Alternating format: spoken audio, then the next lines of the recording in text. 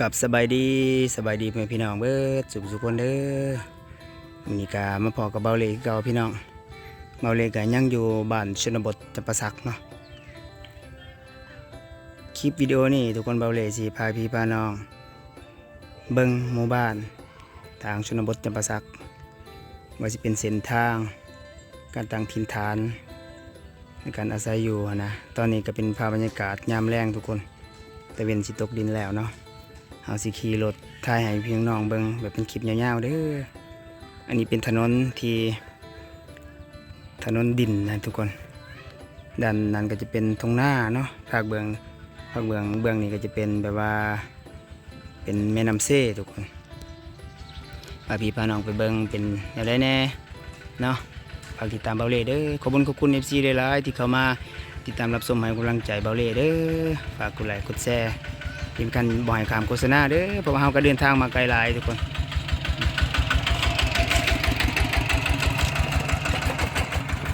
ส่วนมากก็จะเห็นรถตอกๆแบบนี้เนาะรถอีแท็กแบบนี้แหละพี่น้องแถบชนบทรถใหญ่รถวิโก้บ่มีนะทุกคน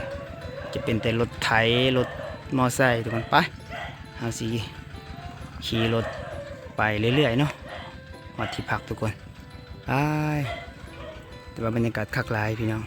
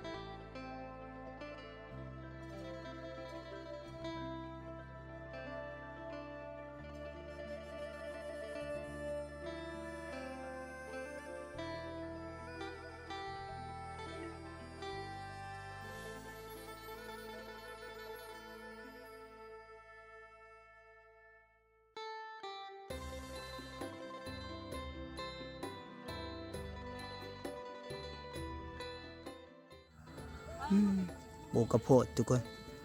ปลูกกระโพดปลูกไว้ขายบ่แม่ปลูกไว้ขายบ่เนี่ยซ้ำนี่แม่แบบว่าแม่ปลูกแต่ละปีบ่ซ้ำนี่โอ้แบบว่ามันเคยได้ให้หนึ่งนี่ประมาณจักแสนแม่นอ๋อ100,000 200,000ก็ประมาณจักร้อยทุกคนประมาณ300กว่านิดนึง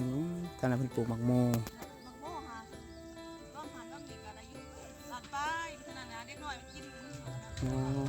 ปลูกแบบว่าฮอดยาม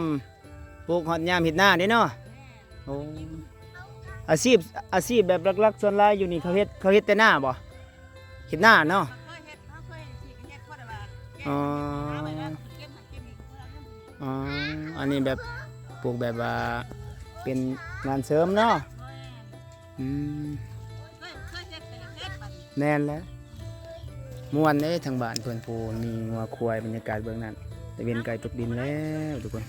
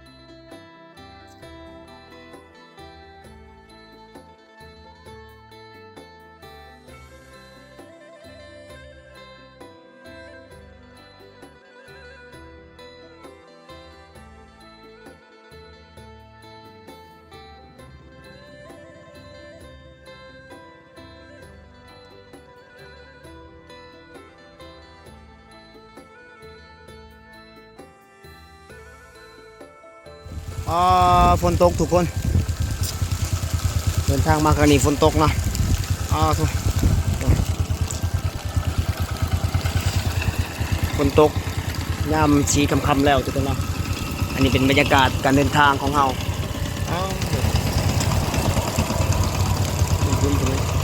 เอาสีไปหลบฝนอยู่กระท่อมนั่นทุกคน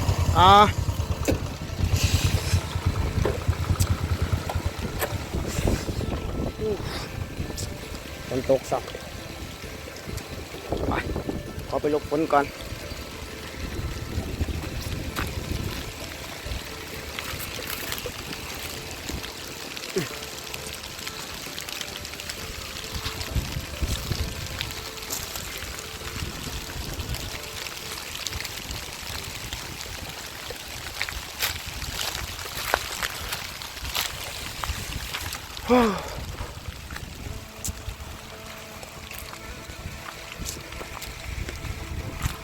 กล้องมาแจ้งซ้ำทุกคนขออนุญาตเด้อโอ้ฝนตกพี่น้องระวังการเดินทางเราเนาะ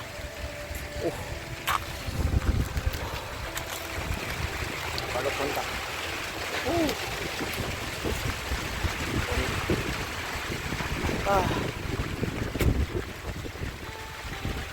เย็นนะทุกคน